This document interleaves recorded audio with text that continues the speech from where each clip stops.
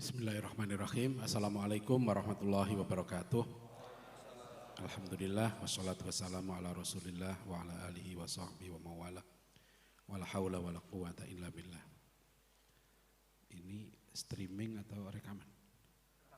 Enggak streaming ya, enggak live ya, enggak. Baik. Hadirin rahimakumullah, Bapak Ibu saudara sekalian ya.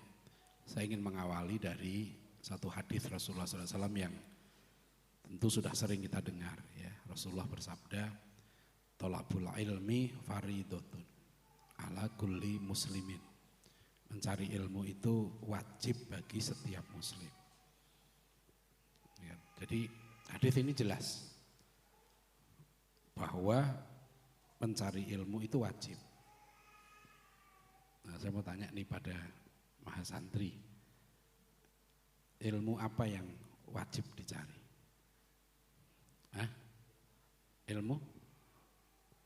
Ilmu hal. Ilmu hal itu ilmu apa?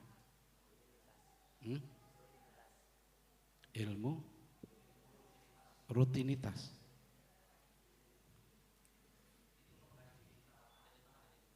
Iya betul. Maka saya tanya definisi ilmu hal apa?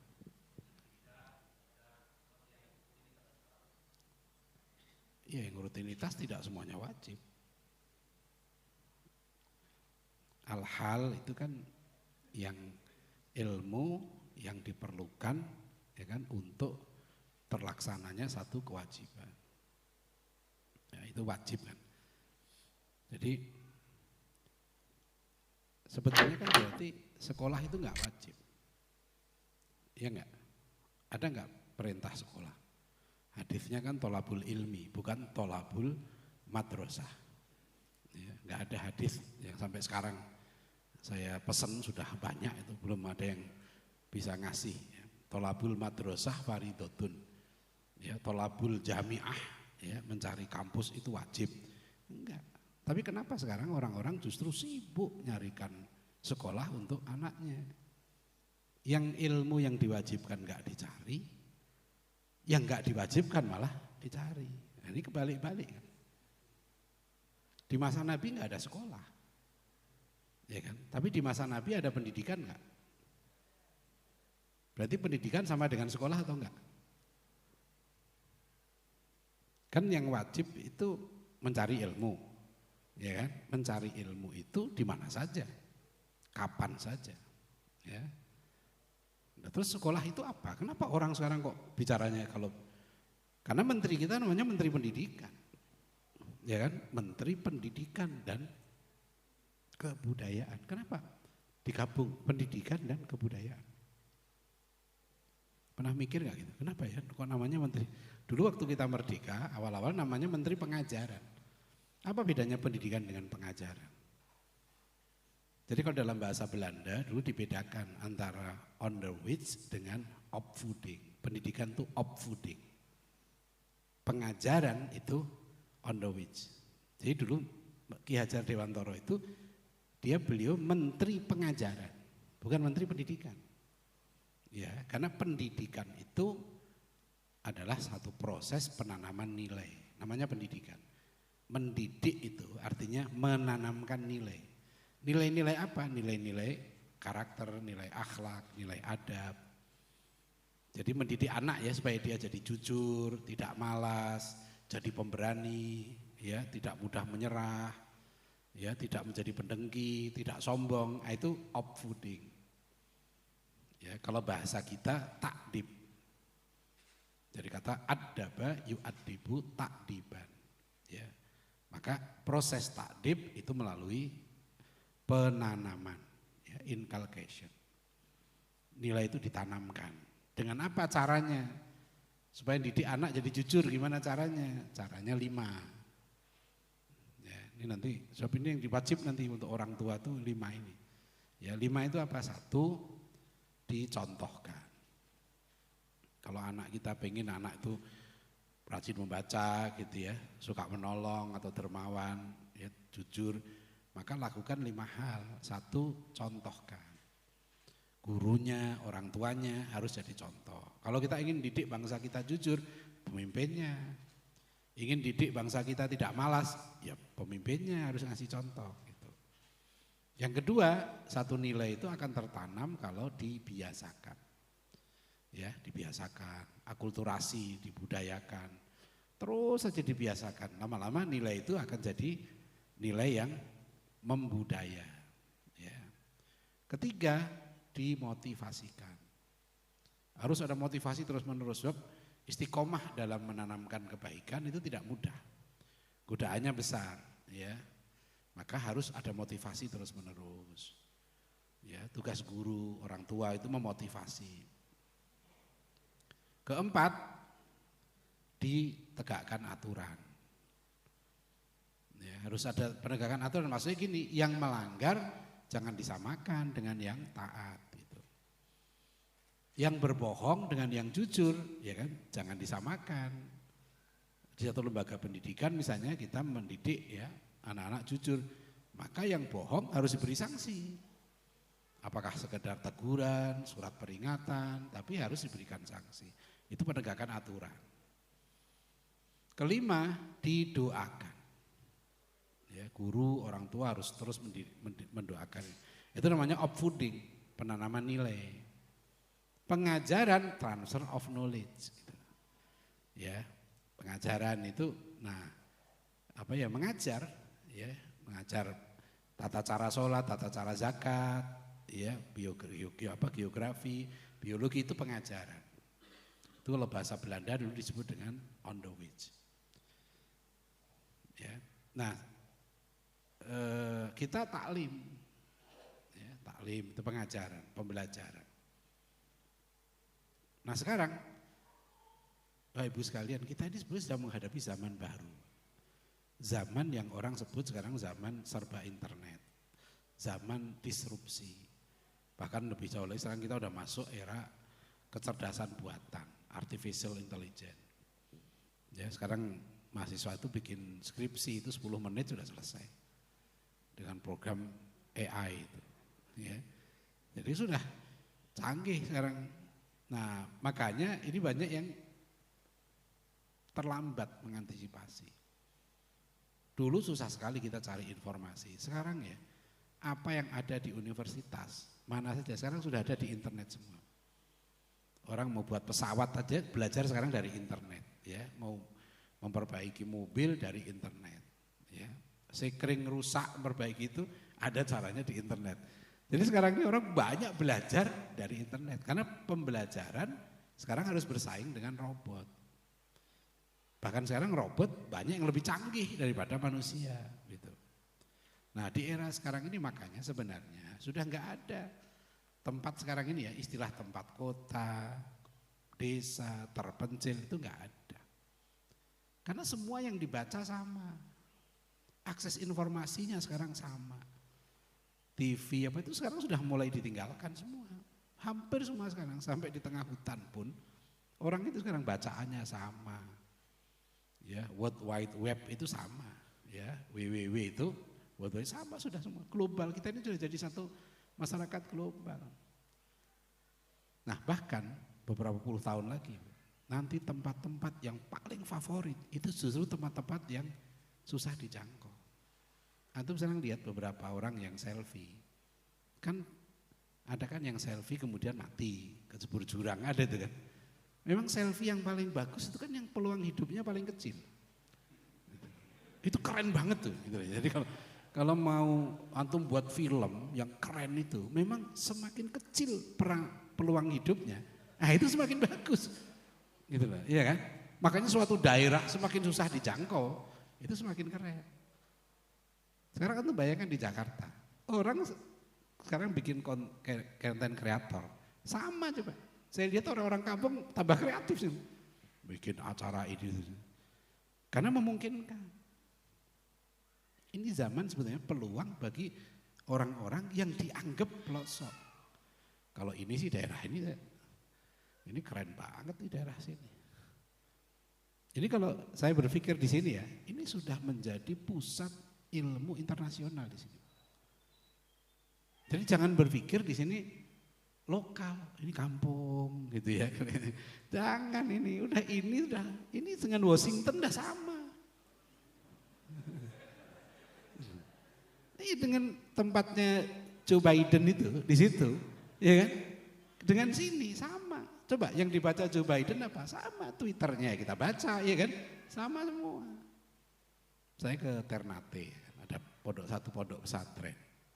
Nah ini banyak teman-teman yang di desa-desa, daerah-daerah itu yang saya alhamdulillah hampir keliling seluruh Indonesia. Itu merasa dia itu di kampung, sehingga di pondoknya itu jemur baju, jemur celana, itu di depan di depan pondok. Jadi itu lapangan, ke asrama itu ngadep lapangan.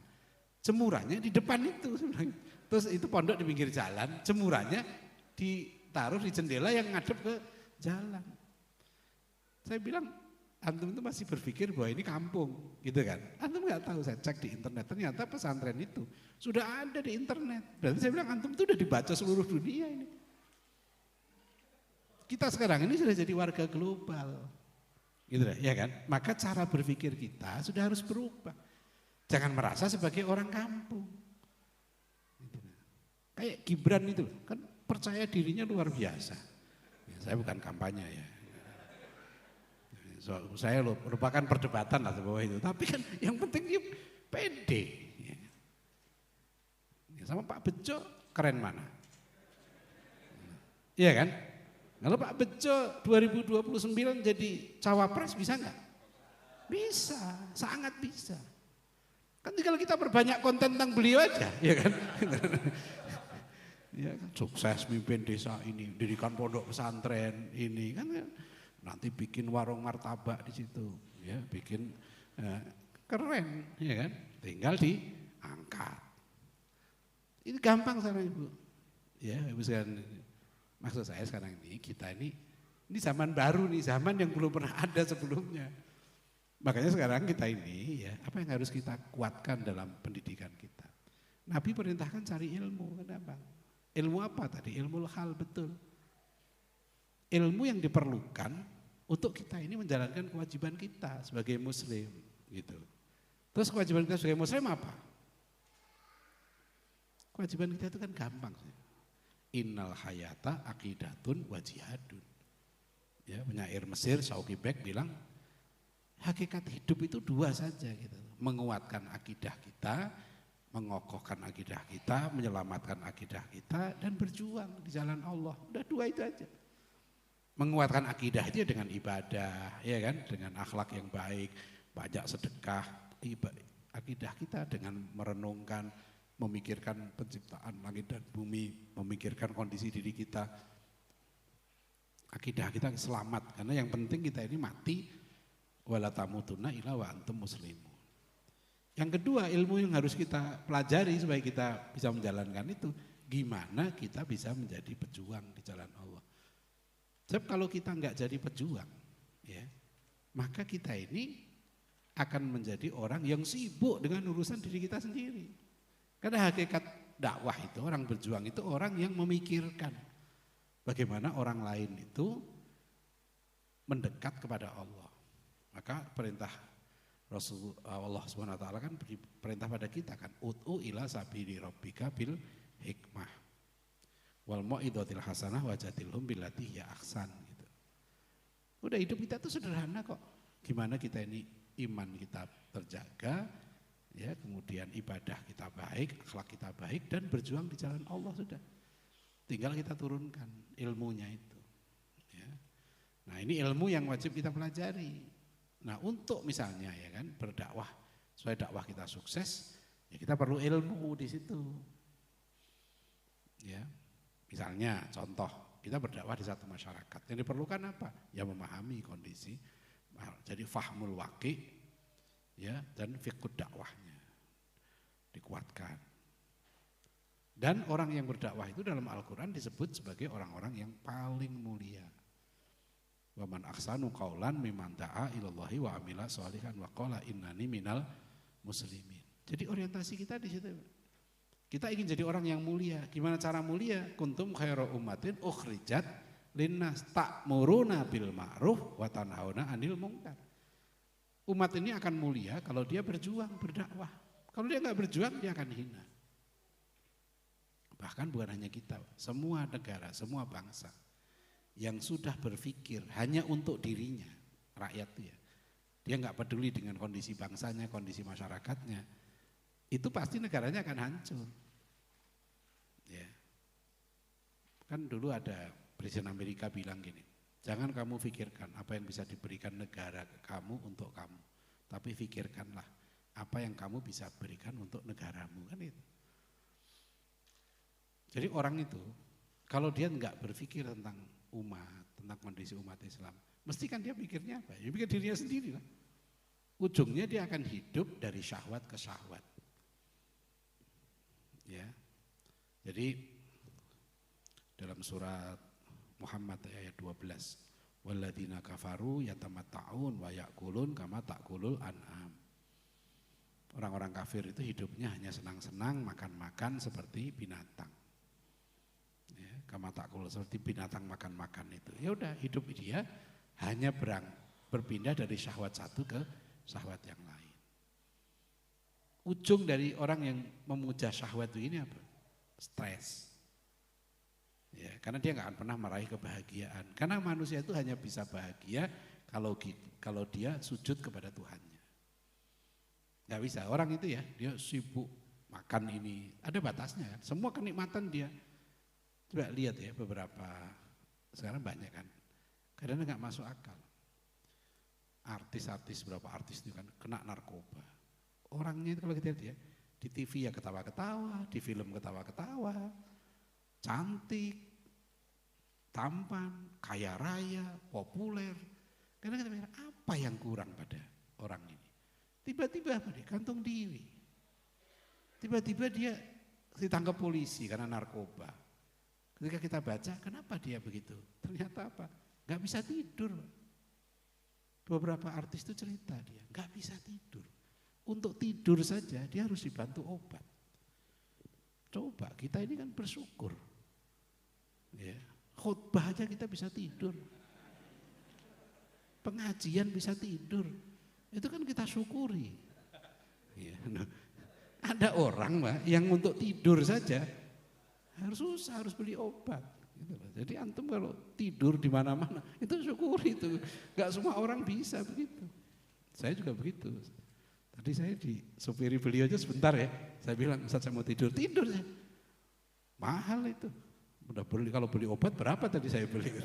Jadi saya tidur aja karena saya harus jalan lagi malam ini Jogja, besok ke Banyumas. Jadi nikmat kita terima orang beriman, syukur. Maksud saya, jadi kembali ke tadi, pendidikan itu sederhana kok. Gimana kita jadi orang baik, gimana kita menjalankan kewajiban kita sebagai hamba Allah. Maka mencari ilmu itu wajib, itu sederhana. Nah orang makanya sekarang ini aneh. Ya, orang tua itu banyak yang berpikir menyekolahkan anak itu wajib, mengkuliahkan anak wajib, padahal enggak wajib. Nanti di akhirat dia ditanya oleh Allah. Loh kamu sudah didik anak dengan benar enggak? Ya. Kalau dia jawab, ya Allah, habis presidennya begini ya Allah, menterinya begini, nggak bisa. Itu bukan alasan. Karena mendidik anak itu tanggung jawab orang tua. Maka yang wajib mencari ilmu sebenarnya itu orang tuanya. Karena yang wajib mendidik anak orang tuanya, bukan pesantren, bukan guru gitu loh. Ini aneh, orang tua ini mau lepas tangan, dia punya anak, anaknya ditaruh di sekolah, ditaruh di pesantren, terus orang tuanya nggak mau belajar. Kan Rasul mengingatkan, kullu mauludin yuladu alal fitrah, kan setiap anak lahir dalam keadaan fitrah. Fa'abawahu yuhawidanihi au yunasiranihi au yumajisani. Orang tuanya lah yang menjadikan anaknya itu bersifat seperti Yahudi, Nasrani atau Majusi. Jadi orang tuanya, makanya orang tuanya yang wajib bisa mendidik anaknya. Supaya bisa mendidik harus punya ilmu. Ilmu mendidik. Ya, ada buku saya judulnya Pendidikan Guru Keluarga yang diterbitkan Arafah Solo. Kecil ya, bukunya kecil, mungkin harganya enggak sampai 30.000 kan. Ya, tentang bagaimana menjadi orang tua yang bisa mendidik anak. Jadi ilmu, jadi kalau laki-laki itu berani nikah, sebetulnya yang paling penting itu bagaimana dia mampu mendidik keluarganya. Karena mendidik itu tugasnya dalam surat At-Tahrim ayat 6. Ya ayyuhalladzina amanu qu anfusakum wa ahlikum naro. Jaga dirimu dan keluargamu dari api neraka. Itu perintah itu untuk laki-laki sebenarnya. Makanya kalau suami ya, laki-laki itu sudah akad ya, dia kabul, aku terima nikahnya ini dengan mas kawin sekian tunai. Itu si laki-laki sudah mengambil alih tanggung jawab yang sangat berat. Maka akad nikah dalam Islam disebut mitsaqon ghalidz, perjanjian yang berat, seperti perjanjian para nabi dengan Allah.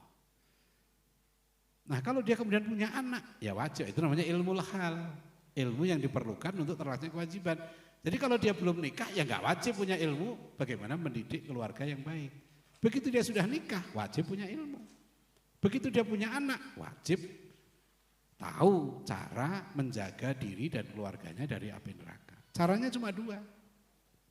Simple kata Ali bin Abi Thalib radhiyallahu anhu, supaya kita selamat dunia akhirat, caranya dua saja. Satu, ad-dibuhum. Dua, wa'allimuhum. Didiklah anak-anakmu, keluargamu menjadi manusia beradab. Yang kedua, didiklah mereka menjadi orang berilmu. Kewajiban kita dua ini supaya kita tahu kewajiban kita ya. Jadi kalau nanti di akhirat kita ditanya, kita sudah menjalankan amanah sebagai orang tua. Ya. Apa itu ad-dibuhum? Ya. Menjadikan anak beradab. Nah, beradab pada siapa? Pertama adab pada Allah. Panduannya surat Luqman tuh ayat 12 sampai 19. Ya bunayya la tusyrik billah. Inna syirka la dzulmun. Jadi adab pertama yang harus ditanamkan ke anak apa? Adab kepada Allah. Tidak menyekutukan Allah. Ya, jadi bertauhid. Adab kedua pada orang tua.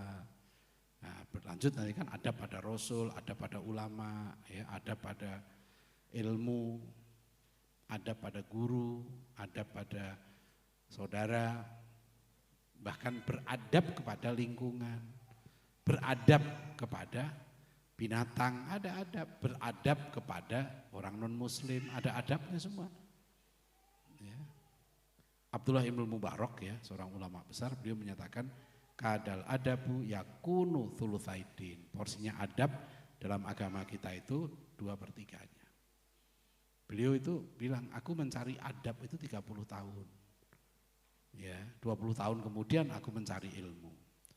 Maka dulu para ulama kalau didik anaknya ya, itu biasanya sampai umur 18 tahun itu di rumah. Dididik adab, ibadahnya, akhlaknya. Di kitab Ta'limul Muta'lim kan ada kisah Harun al-Rashid. Ada yang ingat? Ingat kan? Udah ngaji Ta'limul Muta'lim? Nah, ceritanya apa?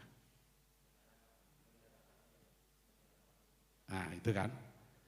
Jadi Harun al-Rashid itu nyiramkan air, nitipkan anaknya kepada seorang ulama namanya Al-Asma'i. Ya. Supaya apa kata Harun al-Rashid? Litu al-limal ilma wal adab. Agar kamu mendidik anakku tuh dengan dua hal, ilmu dan adab. Ya. Nah, suatu saat Harun al-Rashid nengok anaknya. Ini kepala negara dulu tuh milih Pak, gurunya dipilih yang hebat. Mana gurunya? Sebab nanti adab mencari ilmu pertama kali harus tahu cara milih guru yang benar. Itu masalahnya itu. Jadi termasuk adab dan mencari ilmu supaya dia dapat ilmu yang bermanfaat, ilman nafi'an ya, harus mencari guru yang tepat. Sama kayak kita mencari dokter. Jadi sebetulnya nanti guru itu sama dengan dokter. Kalau kita mencari dokter kan nggak mau ecek-ecek kan, kita cari kan dokter yang ahli, sama sebetulnya. Kalau kita mau nitipkan anak kita, maka kita harus tahu anak kita ini kita titipkan pada siapa. Sebetulnya kewajiban itu orang tua. Kalau orang tua nggak mampu, kewajibannya apa? Mencarikan guru yang baik untuk anaknya. Nah tadi Harun al-Rashid itu melihat anaknya disuruh ngucurkan air sama gurunya tadi satu tangannya lagi nganggur, ditegurlah sama Harun al-Rashid. Kamu salah. Aku kan minta anakku dididik adab dan ilmu. Kenapa kamu nggak suruh anakku satu tangannya lagi mencuci kaki kamu? Dari dulu kepala negara itu nyalahkan guru anaknya karena gurunya nggak nyuruh anak khalifah ini nyuci kaki gurunya. Ada sekarang yang begitu. Ya. Suruh anak kepala negara nyuci kaki gurunya. Cuma saya bilang tapi gurunya itu Al-Asma'i loh ya, bukan kamu saya bilang. Ya, itu guru gak sembarangan, ulama hebat, ya, layak dicuci kakinya. Ya, jadi jangan asal, berarti boleh ya Ustaz ya, sekarang anak-anak suruh nyuci kaki guru ya. Ya ngaca lah gurunya layak enggak dicuci kakinya kan gitu aja. Ngaca lah gitu. Kalau memang kamu merasa layak dan muridnya mau ya nggak apa-apa. Ya, tapi untuk apa begitu?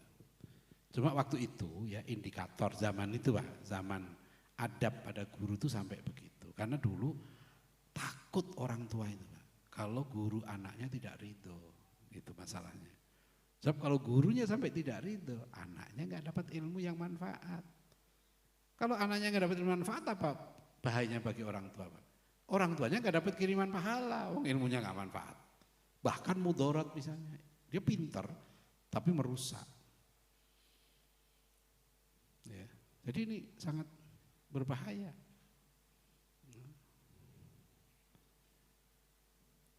Tadi sampai mana? Adab ya pertama, adab pada guru, adab itu kewajiban kita pertama. Itu pendidikan itu di situ aja sebetulnya, intinya adab. Ya, menanamkan adab.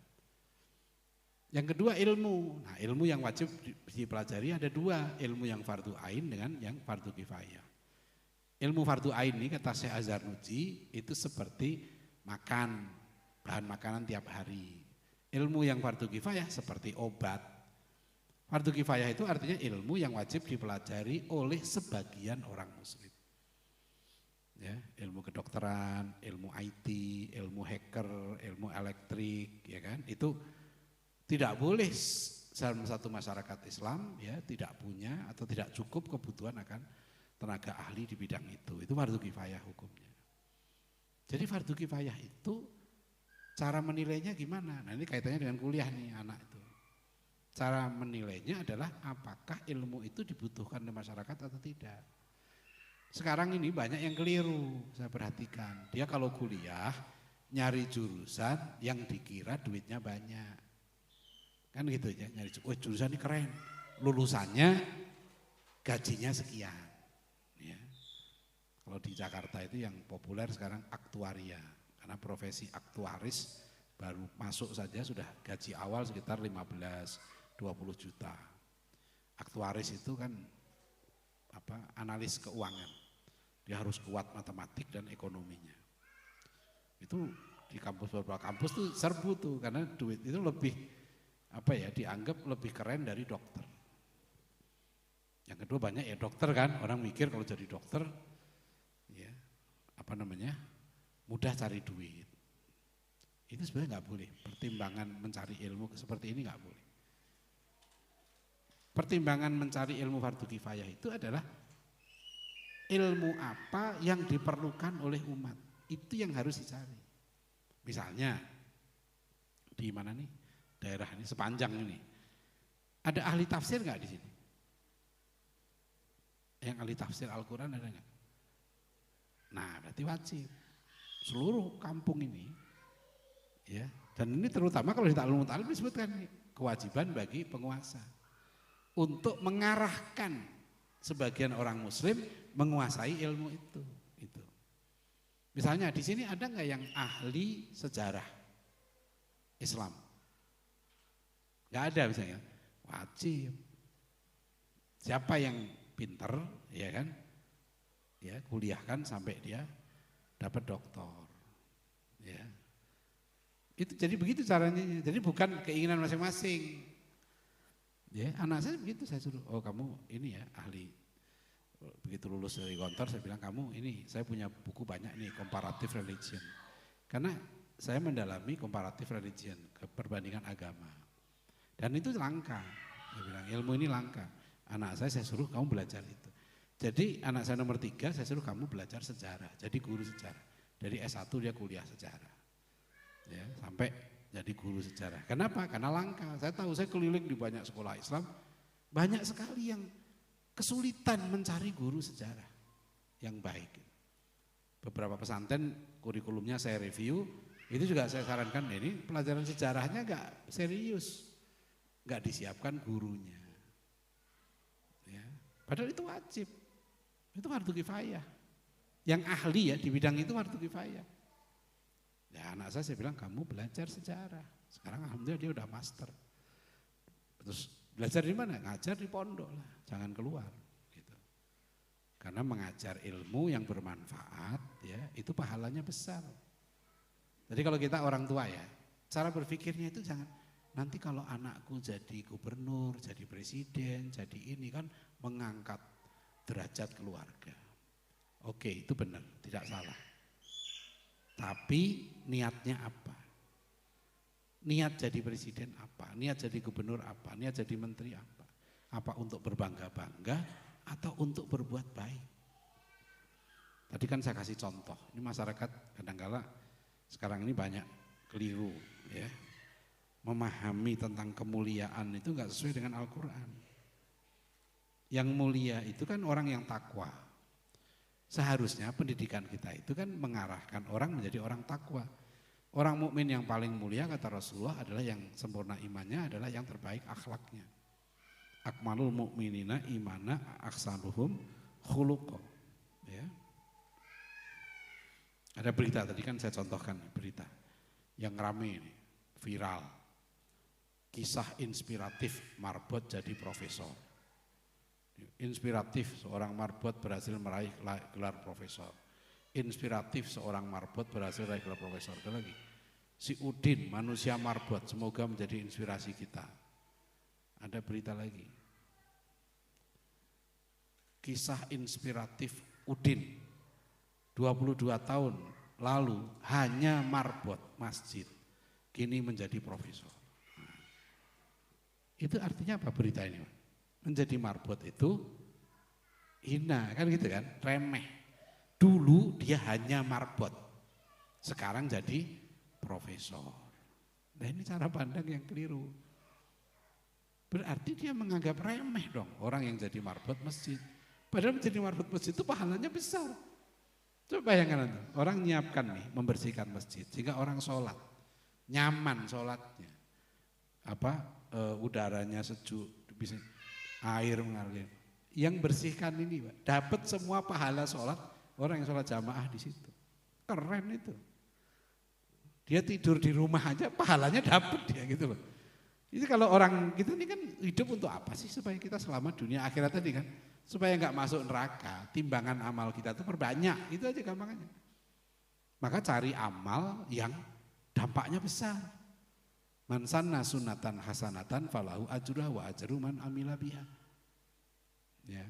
Jadi cara cari amal gini, ada anak pintar di kampung ini. Dia pintar, soleh, miskin. Dah, saya biayai kamu. Ya, begitu dibiayai, dia ngafal Quran, ya kan? Dia ngajar. Yang biayai itu, udah tidur di rumah aja dapat pahala mengalir. Nanti diajarkan ilmunya, diamalkan, diajarkan lagi, ngalir terus pahalanya. Nah, ini cerdas nih, orang yang cerdas begitu cara berpikirnya. Dia berpikirnya akhirat. Kalau di dunia itu sebentar. Bahkan banyak yang nyesel jadi pejabat karena nggak lama terus ditangkap KPK.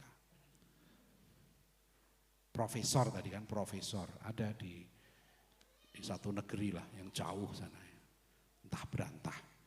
Ada profesor jadi rektor, terus lengkap sudah gelarnya satu lagi, koruptor. Karena nerima suap dari calon mahasiswa di kampus dia. Jadi sudah rektor, profesor, koruptor. Lebih baik jadi marbot, kan gitu ya kan. Kamu gak hanya profesor, rektor, koruptor. Ya kan? Keren dia. Pakai rompi kuning, keren. Ya, jadi di KPK. Tapi jadi marbot kan dianggap hanya marbot. Nah ini. Hati-hati nih, kita hidup sekarang di zaman yang penuh dengan materialisme. Tantangan, ujian imannya berat sekarang ini. Ya. Jadi ini cara pandang kita. Yang sukses itu apa? Makanya kan orang nganggep apa yang Mahat Ali ini kan? Ya Mahat Ali kita kan. Tadi belum ada tulisannya di atas nih. Nah itu nanti harus supaya keren, Mahat Alinya, pelang namanya juga dibuat keren. Ma'had Ali, pesantren tinggi. Namanya apa? Pesantren tinggi Darul Falah. Nah, itu keren, bikin yang bagus. Ini bagus dipakai seragam, ya kan? Dosennya juga serius. Jangan nganggap remeh. Kan sekarang ini orang salah. Pendidikan itu disamakan dengan pabrik. Jadi kalau ditanya Ustaz ya, pesantren, kamu punya? Iya punya pesantren. Yang ditanya pertama apa? Jumlah santrinya berapa? Kan gitu, ya kan? Jumlah santri kamu berapa? 2. Cuma 2, kan gitu. Loh, justru semakin sedikit semakin bagus sebenarnya. Itu berbalik dengan pabrik. Kalau pabrik roti iya makin besar omsetnya makin banyak. Kalau pendidikan enggak, pendidikan itu sebenarnya makin sedikit muridnya. Itu peluang untuk jadi makin besar. Karena tadi proses penanaman nilai, inculcation tadi. Kalau makin sedikit maka perhatian guru pada muridnya kan makin intensif. Contoh yang jelas itu Wiro Sableng, tahu? Wiro Sableng itu gurunya siapa? Sinto Gendeng. Berapa muridnya Sinto Gendeng? 2. Dalam film itu kan 2. Yang bajingannya itu kan muridnya juga. Tapi dia kan murid sebelumnya kan. Maka terus Sinto Gendeng ngambil 1 kan, Wiro Sableng. Maka jadi. Gitu loh. Jadi kalau di pesantren misalnya, muridnya makin sedikit, ya makin bagus. Loh, saya itu jalani sendiri, saya bukan sombong. Saya itu ngalami. Saya S2 ngambil hubungan internasional. Program di Jayabaya, Universitas Jayabaya Jakarta. Saya dari daftar sampai lulus di kelas saya, cuma saya yang daftar. Jadi setiap kuliah saya hanya berdua dengan dosennya itu. Kadang-kadang kalau dosennya, oh Adian ya kita kuliah di rumah, oh kok kira di rumah, cuma berdua. Absen bawa di rumah tanda tangan. Jadi setiap kamu waktu itu saya udah jadi wartawan, jadi enak kalau ngobrol, dosennya juga seneng waktu kan. Saya juga banyak cerita karena saya wartawan. 2 kuliah itu. Lulus, sampai lulus saya sendirian. Saya kuliah S3 di Malaysia. Ada yang saya kuliah sendirian. Saya ambil mata kuliah Islam and the West. Islam dan Barat. Profesornya dari Sudan, Profesor Mudathir Abdurrahim. Udah tua dia, diplomat internasional juga. Jadi asalnya 2 orang yang ngambil mata kuliah itu dengan 1 orang mantan pegawai Deplu Malaysia. Akhirnya dia mundur, jadi tinggal saya sendirian. Setiap kuliah itu hanya berdua dengan profesornya. Oh itu keren banget, enak sekali. Akhirnya kami akrab. Karena beliau kan ngambil mata kuliah cuma saya. Ya. Ada saya ngambil mata kuliah, tinggal 2 orang, 3 semester, ngambil bahasa Latin. Jadi saya kuliah itu ngambil bahasa Latin, tahu bahasa Latin ya? Itu 3 semester. Karena saya mau nulis disertasi tentang Katolik, teologi Katolik, maka saya ngambil bahasa Latin dengan profesor dari Belanda, namanya Profesor Paul Letting. Ya, jadi semester 1 bahasa Latin itu seperti kita kalau wisuda itu kan ada cum laude, ya, tahu artinya apa? Cum kan lulus cum laude, bukan cum laude sebenarnya, artinya cum laude. Cum itu dengan, laude itu pujian. Jadi lulus dengan pujian. Ke bahasa Arabnya ma'asyaraful a'la. Cum laude, artinya dia nilainya hampir 4,0 kan IP-nya itu cum laude. Ya. Ada bahasa Latin yang terkenal lah. Misalnya orang sering bilang vini vidi vici, tahu? Ora et labora. Ya. Artinya apa? Men sana in corpore sano. Apa artinya? Itu bahasa Latin semua itu. Mens itu mind, pemikiran. Sana itu sehat. In di dalam, corpore dari corpus. Corpus itu body, tubuh. Dari corpore, sano sehat. Jadi pemikiran yang sehat ada dalam tubuh yang sehat. Di Jakarta ada itu Casablanca, tahu kan? Minyak wangi. Karena Casablanca itu jalan Casablanca. Casa itu rumah, Blanca itu putih. Jadi rumah putih.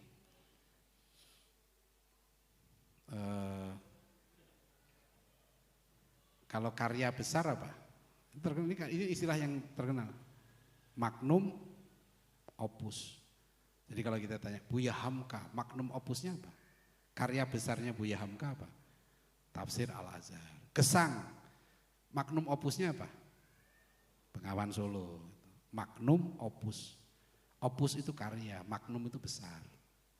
Jadi karya besar. Gitu ya. Femina itu dulu orang Barat begini. Dulu ya waktu tahun 2019 itu Prabowo waktu kampanye kan dia bilang begini. Si vis pacem para bellum. Itu kalau orang militer di mana-mana seluruh dunia. Itu semboyan orang Romawi dulu. Si vis pacem para bellum. Itu dipakai itu. Kalau orang hubungan internasional belajar itu dia kan belajar nih. Si vis pacem para bellum.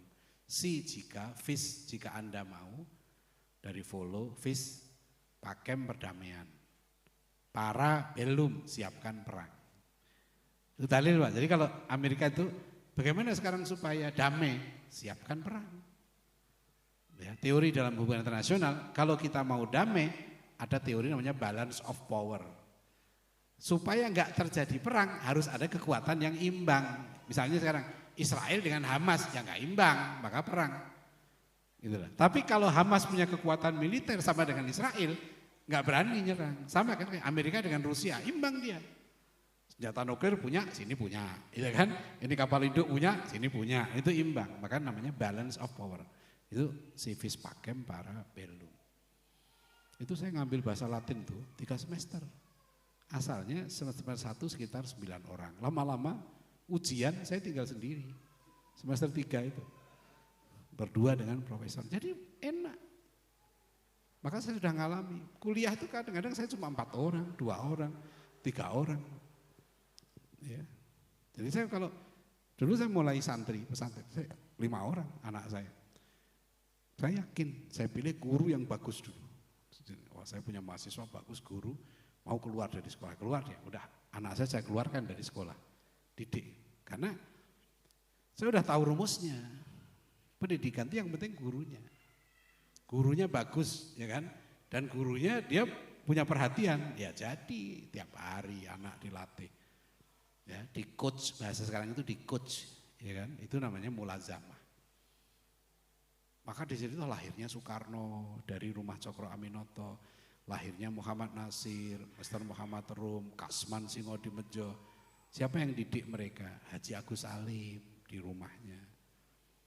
Orang-orang sosialis, bahkan orang komunis dulu begitu. Mereka punya mentor-mentornya. Guru-gurunya hebat, anaknya dititipkan di situ.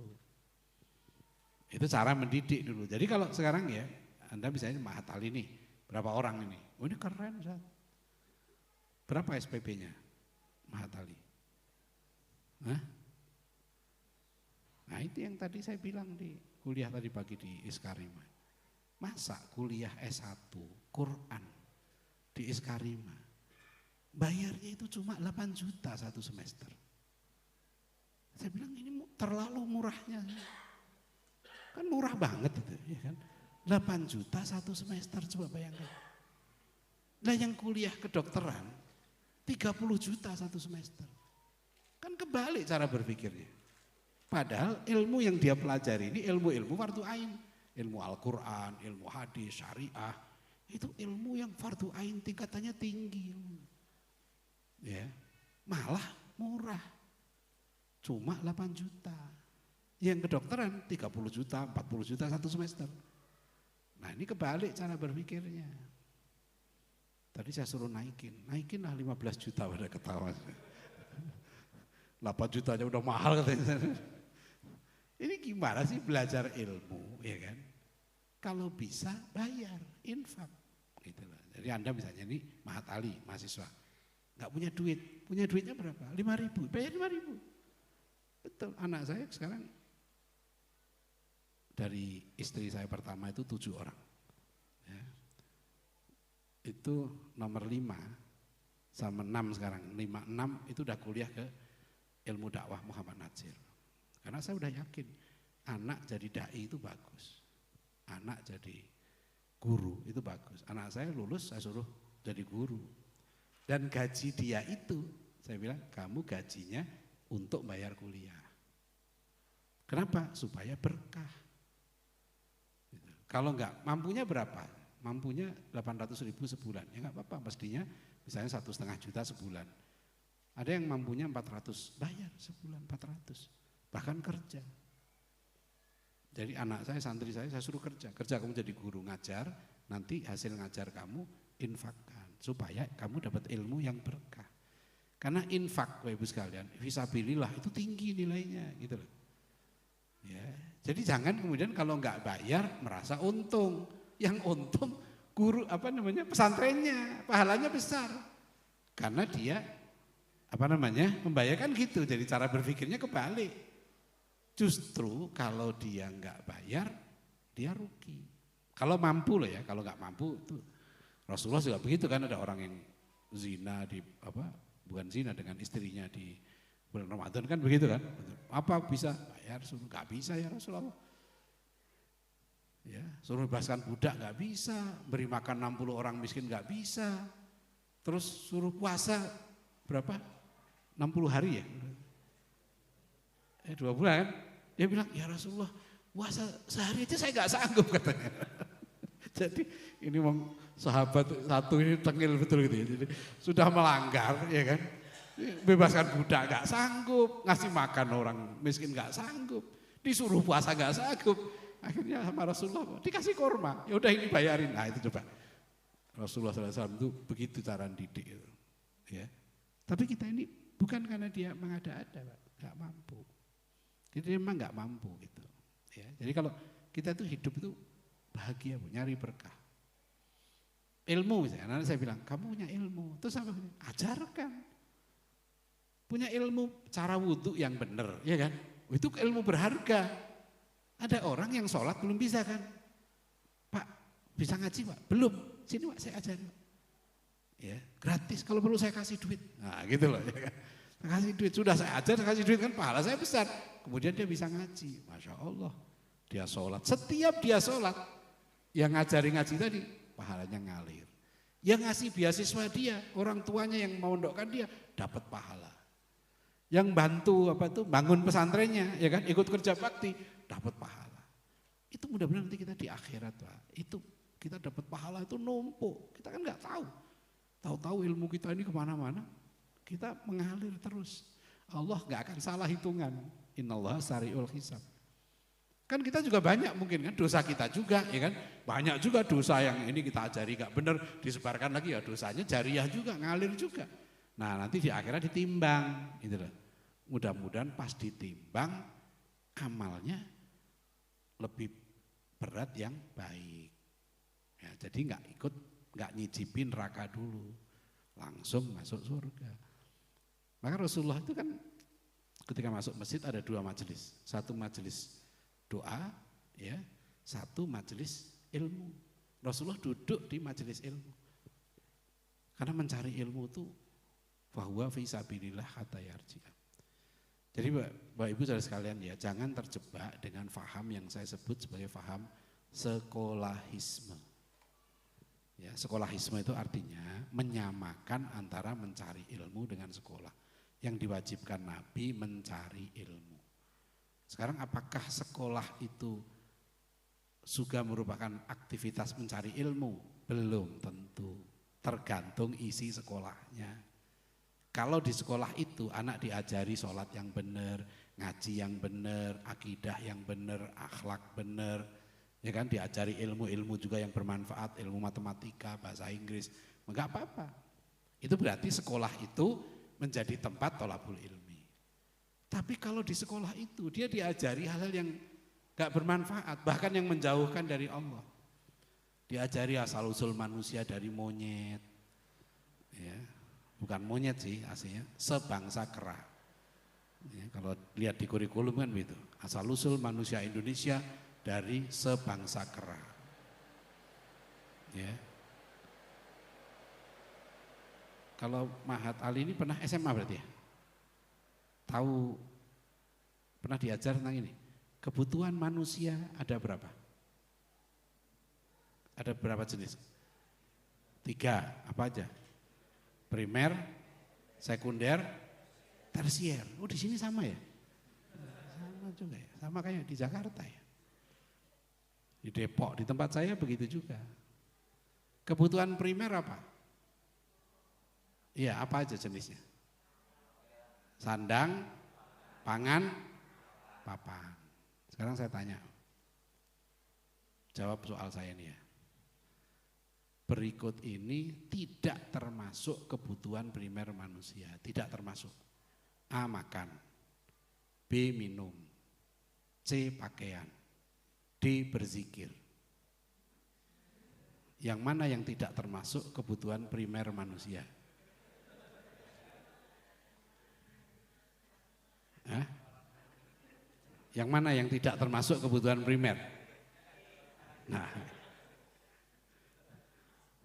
kalau anak-anak ditanya begitu jawabannya, jadi berzikir itu tidak merupakan kebutuhan primer. Itu kenapa nanti banyak orang ya, jadi serakah dunia. Memang kurikulumnya kamu itu dari monyet, nenek moyang kamu dulu kera, hominid, sebangsa kera. Bukan kera, sebangsa kera. Ya sebangsa kera itu kan ya kunyuk, bedes. Ya. Kalau daerah saya Bojonegoro dibilang ketek. Ya. Itu asal usul dan nggak jauh-jauh dari sini. Mana tuh? Daerah mana tuh? Trinil ya. Itu ada kan? Ya, itu situ. Sangiran ya kan itu. Itu nenek moyang antum di situ. Ya kan ada gambarnya itu kan. Mulutnya monyong, bulunya lebat, ya kan. Itu kita mikir coba, evolusinya itu gimana? Mulut monyong itu bisa hilang gimana? Kan katanya itu proses yang evolusi ya kan beratus-ratus tahun ya kan. Akhirnya kan mulutnya nggak monyong lagi, bulunya nggak lebat. Malah sebelumnya kan itu apa asalnya ngesot, lama-lama tegak terus jadi yang namanya Pithecanthropus erectus. Disebut itu Homo sapiens. Loh kok manusia digambarkan dari apa ngesot, bungkuk, tegak. Gimana sih logikanya? Buktinya apa itu? Enggak ada, ini bukan ilmiah teori ini. Saya harus jelaskan sampai saya tulis khusus teori ini tidak ilmiah sama sekali. Dulu saya SMA itu. Saya SMA dulu di Bojonegoro. Saya di pondok juga, tapi SMA negeri. Guru saya, udah saya kritik waktu SMA itu guru biologi saya. Bu itu teori evolusi, kan evolusi itu metode ilmiah itu 4. Kita diajari metode ilmiah kan waktu SMA itu. Apa? Observasi, hipotesa, eksperimen, baru kesimpulan kan gitu. Lah teori manusia dari kera itu dari mana? Sampai sekarang gak ada bukti satupun kera jadi manusia, gak ada bukti. Kera tetap kera, manusia tetap manusia. Dan itu udah banyak buku yang menjawab itu, membantah itu. Di UNS itu pernah saya lihat ya kan anak saya ada kuliah di UNS dulu udah selesai. Itu saya lihat, oh manusia sekian ratus tahun. Jarak kita dengan Nabi Adam itu diperkirakan tuh hanya sekitar 6.000 sampai 7.000 tahun. Bukan 200 tahun, 300 tahun, bukan itu. Karena jarak kita dengan Nabi Adam, kita ini Bani Adam, bukan Bani monyet. Gitu loh. Bani Adam itu cuma 7.000 tahun. Itu sebenarnya itu. Jadi kalau ada manusia purba ini ya itu gak tahu kita. Itu gak perlu dibahas, yang penting kita Bani Adam. Dan Bani Adam gak berkembang. Jadi 1400 tahun yang lalu Rasulullah mengatakan khairun nas qarni, sebaik-baik manusia zamanku. Manusia di zaman Nabi Muhammad SAW itu sama persis dengan kita. Sama dengan Nabi Adam. Dia mulutnya sama, hidungnya sama, sel-sel saraf sama, sel darahnya sama. Tidak ada evolusi pada Bani Adam ini. Gitu. Teorinya begitu. Maka kita menjadi khalifatullah fil ard.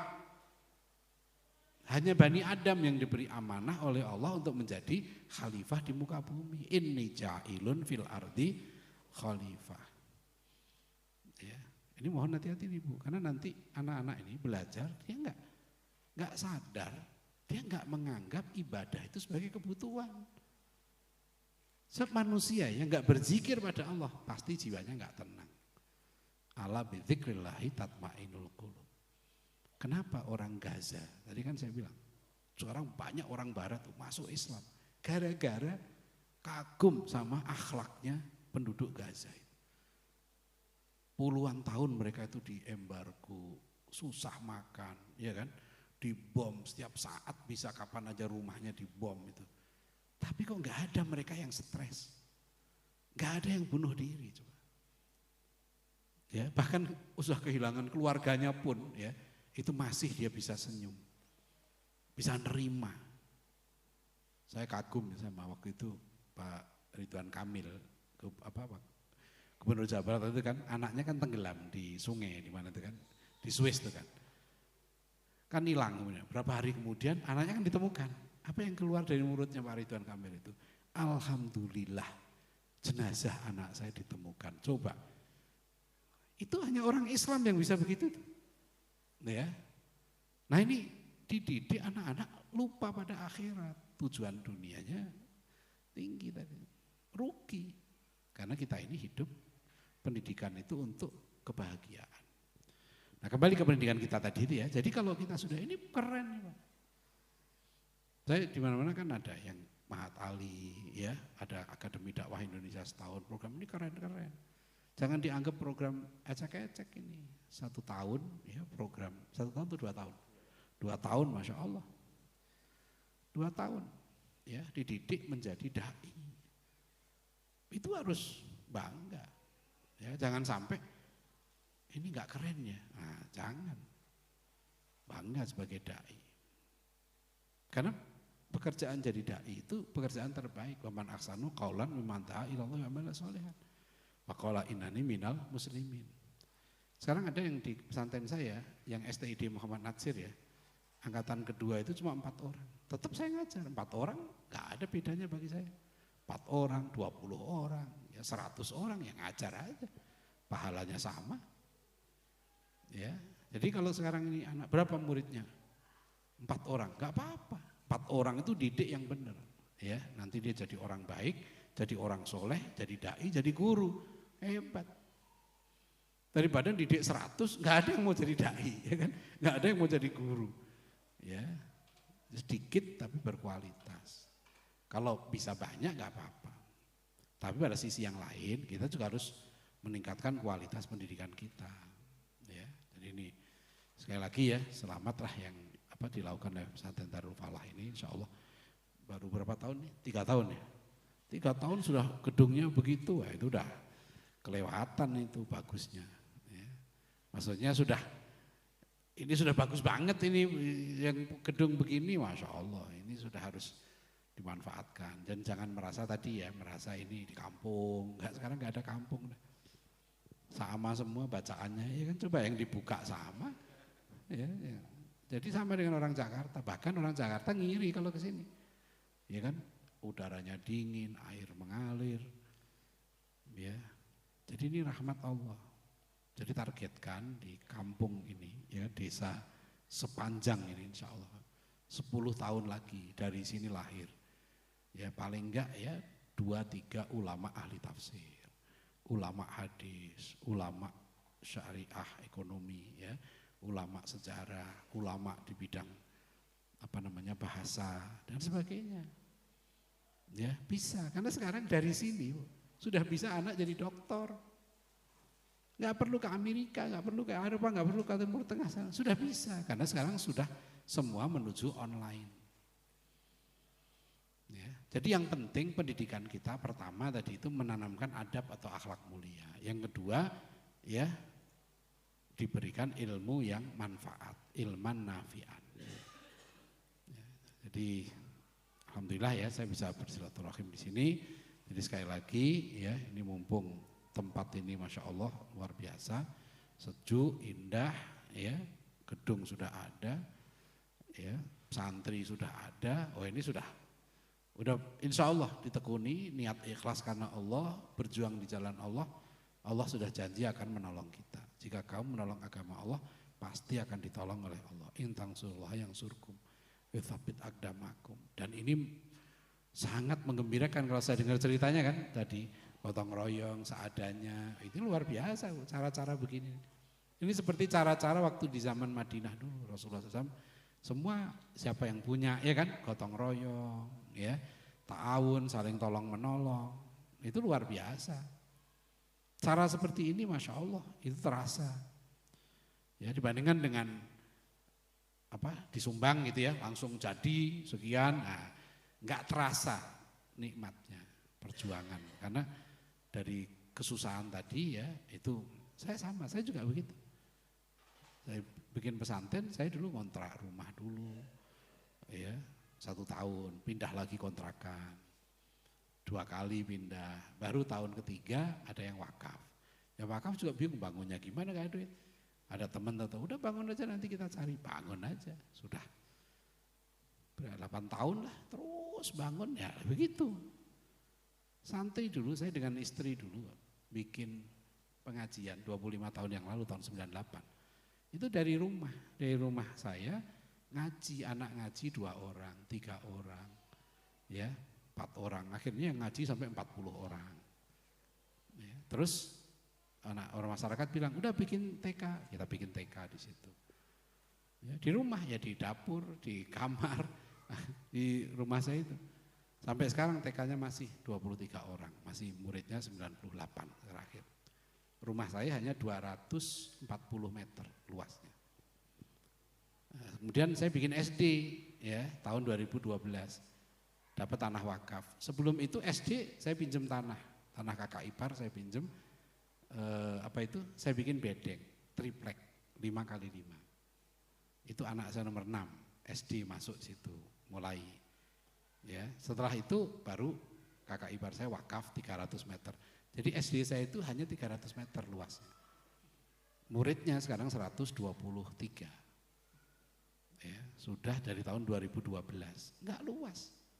Untuk lihat itu sempit sekali. Ya, itu karena di Depok. Ya, dulu pesantren saya tinggal di Bedeng. Istri saya suruh berhenti kerja karena dia guru sertifikasi. Udah berhenti, sekarang ngurus pondok total. Ya, berhenti ngurus santri 24 jam. Jadi kalau sudah kita pendidikan begini harus total. Ya, ini yang terpenting. Ya, jadi nanti ada yang harus ada yang dikorbankan dalam tanda kutip ya kan. Tadi makanya saya bilang di situ harus ada kiainya dulu. Yang nongkrong siapa? Karena namanya pesantren itu ada 6 menurut saya rukun pesantren itu. 1 ada keteladanan kiai dan guru. Inti dari pondok pesantren itu keteladanan. Ya, jadi kalau sholat jamaah ya kiainya, gurunya harus jadi contoh. 2, ya ada penanaman adab atau akhlak mulia. Pondok pesantren ini ditekankan adab atau akhlak mulia. 3 harus ada tafakuh fiddin. Dia nggak cukup hanya takfid, nggak cukup. Dia harus belajar ilmu-ilmu syariah, ya ulumuddin harus belajar bahasa Arab, ya usul fikih, ilmu hadis, ilmu tafsir harus belajar. Ya, apa tadi? 3 ya. Tafakuh fiddin. 4 harus ada penanaman jiwa dakwah. Pondok pesantren itu ingin melahirkan dai, melahirkan pejuang, harus ada.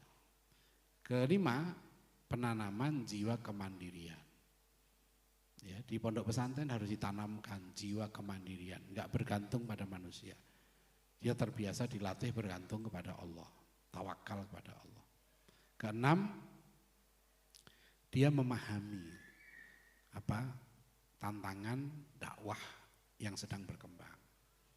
Maka di pondok itu harus diajarkan pemikiran apa yang ada di masyarakat, kondisi masyarakat, dipahamkan sejarah dan seterusnya supaya dia nanti keluar dia bisa bermasyarakat.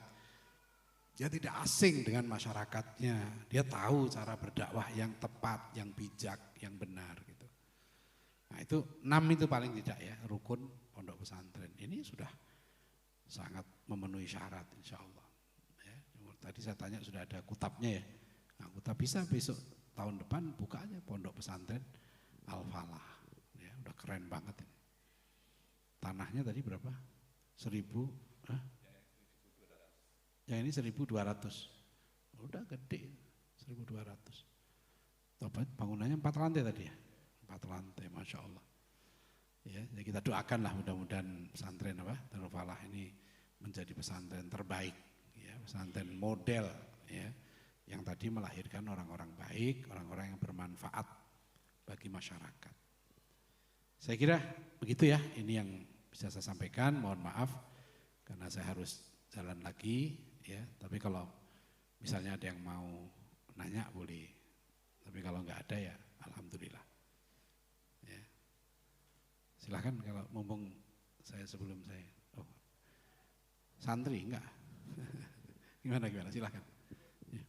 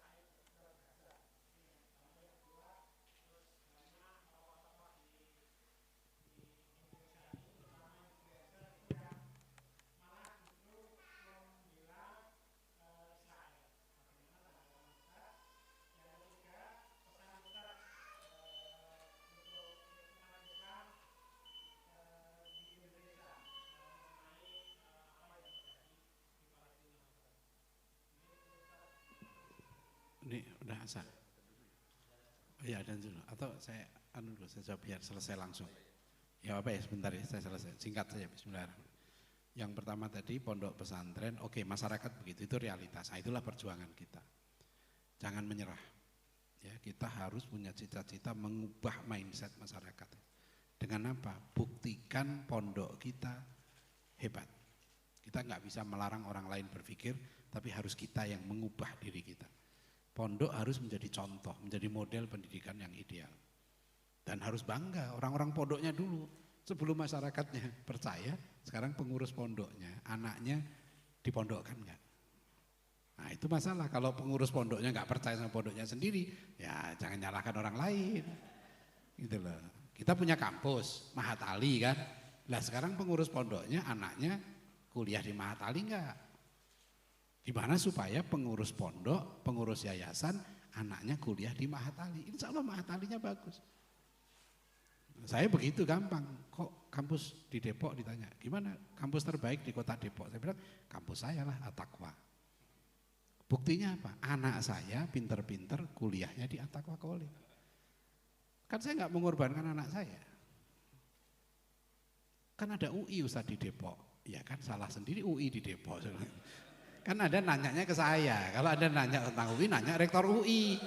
Oh, rektor UI bilang UI yang terbaik. Itu kan menurut rektor UI. Menurut saya yang terbaik kampus saya. Nah itu, pengurusnya yakin nggak bahwa kampusnya terbaik, pondoknya terbaik. Itu penting.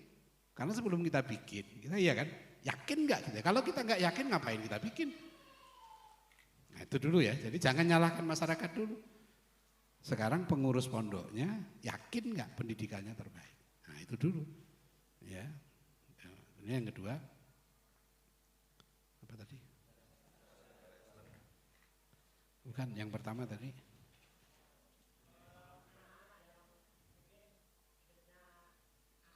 Oh pondok jadi itu, ya lumayan lah. Artinya masyarakat masih percaya dengan pondok untuk jadi laundry kan. Jadi paling enggak, pokoknya kalau yang nakal-nakal, awas ya, tak masukkan pondok loh ya. Ya kan lumayan. Artinya dia masih berharap pondok bisa memperbaiki yang rusak. Kan gitu ya, lumayan lah masih begitu. Tapi kalau dia sudah benci dengan pondok, nah itu lebih parah lagi. Jadi kita syukuri yang ada. Kan ada lagu siapa itu, syukuri yang ada. Nah itu syukurilah yang ada baru kita tingkatkan kan gitu. Jadi kita tuh gini ya, saya tuh lebih suka gini ya. Kok orang lain begitu ya? Ya sekarang kita buktikan gitu aja. Ya, saya suka begitu. Apa? Kita dianggap rendah. Kita buktikan bahwa kita nggak seperti itu. Gitu. Ya, nanti baru pandangan orang akan berubah. Butuh waktu ya. Yang kedua tadi tentang sikap dunia Islam. Ya, ini memang susah ya. Tapi saya belajar politik internasional, saya dulu wartawan juga di istana. Jadi memang begini ya, nggak mudah. Dalam contoh lah ya, yang keras terhadap Israel itu Turki dan Iran. Gak usah bicara Saudi dan lain-lain.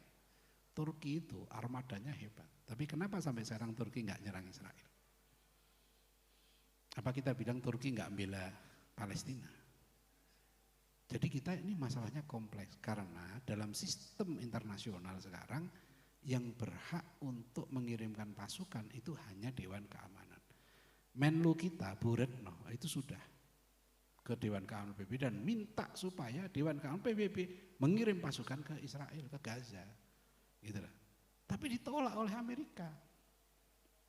Akhirnya sekarang opini yang berkembang. Opini sekarang Amerika hancur sekarang, Israel hancur.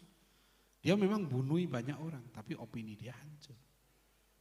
Ya, kekejaman dia diekspos ke seluruh dunia kan. Sekarang orang-orang barat bahkan banyak yang masuk Islam tadi saya bilang itu.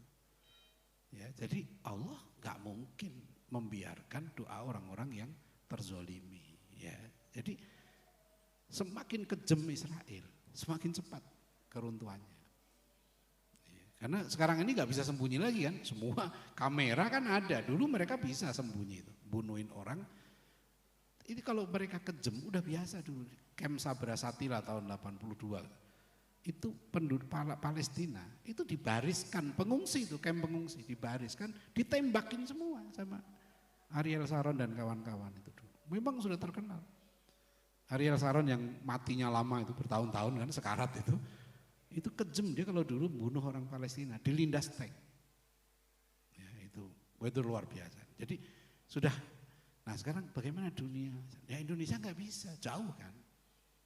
Ya, jadi betul kita menyesalkan dan segala macam ya kita sekarang apa yang kita lakukan? Doa terus, bantu terus. Sekarang bangkit semua, Masya Allah luar biasa. Anak-anak kecil sekarang ini sudah sadar kebangkitan, giroh Islamnya muncul. Kan pendidikan gratis ini. Ya, nggak sadar loh itu Zionis ini ya bahwa sekarang gara-gara Gaza itu sekarang dunia Islam ini anak-anaknya bangkit, tumbuh semangat perjuangannya itu. Nah itu tadi, ya itu kita. Yang terakhir tadi tentang apa? Jadi itu situasi politik tidak mudah. Tapi saya berharap ya dan saya menduga mereka tidak diam, tetap mereka bantu, cuma dalam kapasitas yang ini, ya. Bahwa kita berharap ada kekuatan satu negara. Ya contoh paling jelas itu Iran sama Turki lah yang paling keras dengan Israel kan. Sampai sekarang kan belum turun juga militernya. Apakah akan turun? Kita doakan. Ya. Nah, cuma itu kalau sudah perang, Israel ini bukan sendirian masalahnya di belakang, di Amerika. Maka sekarang di sini kan di belakang, yang dukung Palestina sekarang ini menarik juga nih Rusia, Cina, Korea Utara, justru negara-negara komunis. Ya, kebolak-bolak itu. Ya. Terus terakhir tadi tentang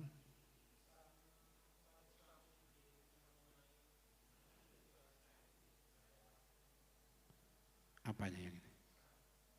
Oh pesan. Ya tadi udah ya. Jadi kita terus berdoa ya, terus sumbangkan dan ini kesempatan untuk mengkaji tentang Al-Maktub. Ya. Bisa lagi menerbitkan buku saya, proses cetak, judulnya mengenal Israel, Zionis, Yahudi. Mengenal Yahudi, Zionis dan Israel. Ya, ada beberapa artikel yang saya kumpulkan tentang, jadi biar ini kesempatan untuk kita mengenal mereka. Ya, inilah yang setelah di satu bangsa yang begitu banyak disebut sifatnya, sejarahnya dalam Al-Quran. Ini jangan disia-siakan, maksudnya ini untuk peristiwa ini dampaknya ke kita adalah pendidikan jiwa tadi, ya, pendidikan menanamkan semangat perjuangan. Baik, terima kasih Bapak Ibu Saudara sekalian, ya para mahasiswa, para santri tetap semangat ya, niat ikhlas karena Allah, ya tetap insya Allah kalau kita istiqomah di jalannya, saling mendoakan, ya mudah-mudahan kita semua dan umat kita, negeri kita juga dijaga oleh Allah. Ya, bila taufik wal hidayah. Assalamualaikum warahmatullahi wabarakatuh.